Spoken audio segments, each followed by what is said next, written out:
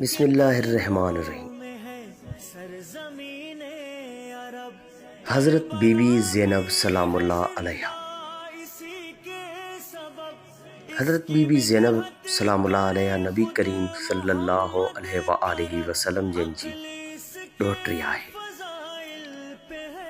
पाण हज़रत अली करमल्लाह वजह जी न्याणी ऐं हज़रत इमाम हसन अलैहिस्सलाम ऐं हज़रत इमाम हुसैन अलैहिस्सलाम जी भेण आहे। मुसलमान औरतुनि में हज़रत ज़ैनब सलामुल्लाह अलैहा जी शख़्सियत हिकु तारीख़ साज़ हैसियत रखे थी। बीबी साहिबा हज़रत इमाम हुसैन अलैहिस्सलाम जी शहादत जे मौक़े ते हिकु अहम किरदारु अदा कयो। भेण जी हैसियत में पाण जंहिं जुरत ऐं बहादुरीअ सां ज़िमेदारियूं संभालियूं उन जो मिसाल नथो मिले। उन करे तारीख़ में संदन नालो सुनहरी लफ़्ज़नि में लिखियो वियो आहे, जेको क़यामत ताईं रोशन रहंदो। हज़रत बीबी ज़ैनब सलामुल्लाह अलैहा हिजरत जे 5 साल जमादुल अवल महीने जी 5 तारीख़ ते मदीना मुनव्वरा में पैदा थी। पाण हज़रत इमाम हुसैन अलैहिस्सलाम खां 1 साल जमार में नंढी हुई। संदसि अमड़ हज़रत बीबी फ़ातिमत ज़हरा सलामुल्लाह अलैहा हज़रत अली करमल्लाह वजह जन खे अर्ज़ु कयो, हिन नए ॼावल ॿारड़ीअ जो नालो रखो। हज़रत अली करमल्लाह वजह फरमायो त पाण सगुरा नबी करीम सल्लल्लाहु अलैहि वसल्लम जन सफ़र ते वियल आहिनि, मोटी अचनि त खेनि नाले रखण लाइ अर्ज़ु कबो।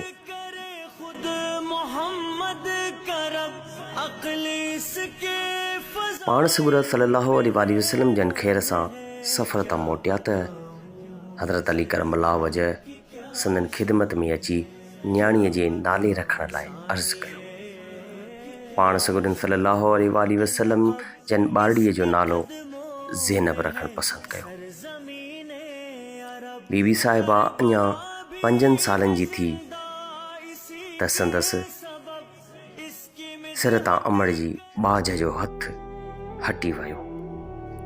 नंढड़ी ॿारड़ीअ उन सदमे खे दिलि जी गहराईअ सां महसूसु कयो ऐं नंढपिण खां ई संजीदगीअ खे पंहिंजी तबियत जो हिसो बणायो।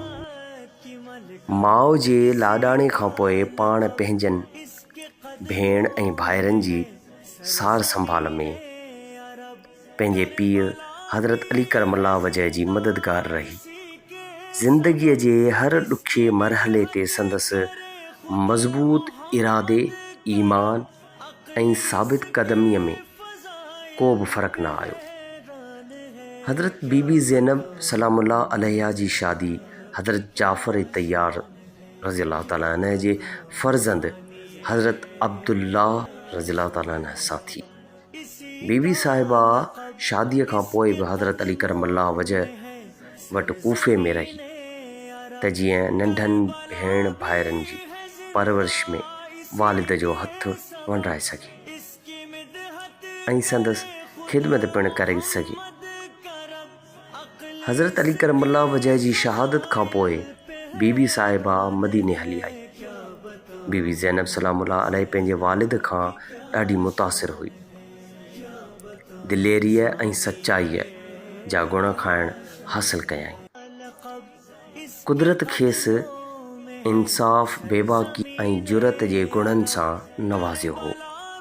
खेसि क़ुरान पाक ऐं हदीस ते उबूर हासिलु हो।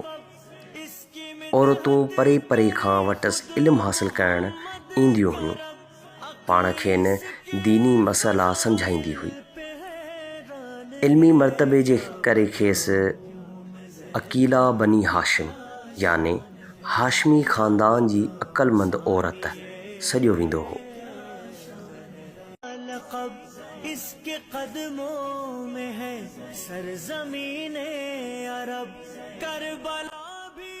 हज़रत इमाम हुसैन अलैहिस्सलाम जॾहिं ॾिठो त वक़्त जो हाकिम दीन जे उसूलनि जी भञकिड़ी करे रहियो आहे ऐं ज़ाती बादशाहत क़ाइमु करणु चाहे थो त त पाण करबला जो सफ़र इख़्तियार कयऊं। बीबी ज़ैनब सलामुल्लाह अलैह ॼातो थिए त इहो रस्तो केॾो न ॾुखियो आहे, पर पाण पंहिंजे भाउ खे अकेलो छॾणु न चाहियाई। उन करे पंहिंजे घर वारे खां इजाज़त वठी न रुॻो हज़रत इमाम हुसैन अलैहिस्सलाम सां गॾु रवानी थी ऐं पंहिंजनि पुटनि ओन ऐं मुहम्मद खे बि पाण सां गॾु वठी हली वई। संदसि ॿई फ़र्ज़ंद अल्लाह जी राह में वफ़ादारीअ जो हक़ अदा कंदे शहीद थी विया।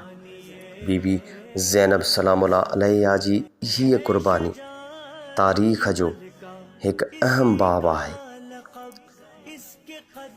पाण साबित करे ॾेखारियऊं त अल्लाह जी राह में अॻिते वधंदड़ क़दमनि जो साथ ॾियणु दीन जो अहम फ़र्ज़ु आहे। जॾहिं करबला जे वाक़िए में हज़रत इमाम हुसैन अलैहिस्सलाम ऐं संदन वफ़ादार साथी शहीद थी विया त बीबी ज़ैनब सलामुल्लाह अलैह बेवसीअ ऐं ख़ौफ़ जी घड़ियुनि में काफ़िले में शामिल औरतुनि ऐं ॿारनि जो सहारो बणी। पाण न रुॻो वॾे सब्र ऐं सहप खां कमु वरिताईं, पर लुटियल काफ़िले जी बि बहादुरीअ सां अॻुवाणी कयईं। करबला जे ॾुखोयलनि जो ही काफ़िलो जॾहिं यज़ीद जी दरबार में पहुतो त बीबी ज़ैनब सलामुल्लाह अलैह यज़ीद जे साम्हूं जेका तक़रीर कई सा संदसि बहादुरीअ, हिमत, ॾाहप ऐं तदब्बुर जो आला मिसाल आहे। संदसि दलीलनि ते ॿधल उहा पुरवकार तक़रीर तारीख़ जे सुफ़नि में महफ़ूज़ आहे।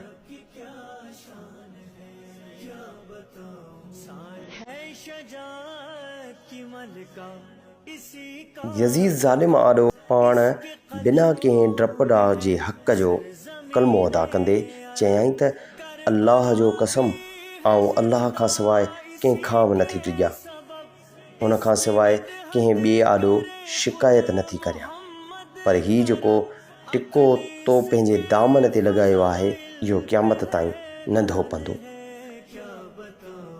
बीबी ज़ैनब सलामुल्लाह अलैह जो ईमान हो त ज़ालिम जे ज़ुल्म जी पर्दापोशी करण बि ज़ुल्म बराबरि आहे। उन करे जॾहिं कूफ़े वारा रसूल पाक सल्लल्लाहु अलैहि वसल्लम जंहिंजे ख़ानदान जी बेवतनीअ ते ॻोढ़ा ॻाड़े रहिया हुआ त बीबी साहिबा फरमायो, ए कूफ़े वारो, तव्हां अहिड़ी औरत वांगुरु आहियो जेका पंहिंजी रसी मज़बूती वटींदी आहे ऐं पोइ ख़ुदि ई उनखे छिनी छॾींदी आहे। तव्हां पंहिंजा वाइदा टोड़े छॾिया, कसम खणी फिरी वेंदड़ो, तव्हां पंहिंजी आख़िरत ख़राबु करे छॾी आहे। हाणे ख़ुदा जे ॾमर खां टिॼो ऐं उन जे अज़ाब सहण लाइ तयारु थी वञो। कूफ़ियो, तव्हां इहो कमु कयो आहे जंहिं करे उहो वक़्तु वेझो अची वियो आहे जॾहिं आसमान फाटी पवंदो, ज़मीन ॾरी पवंदी ऐं जबल ज़रा ज़रा थी वेंदा।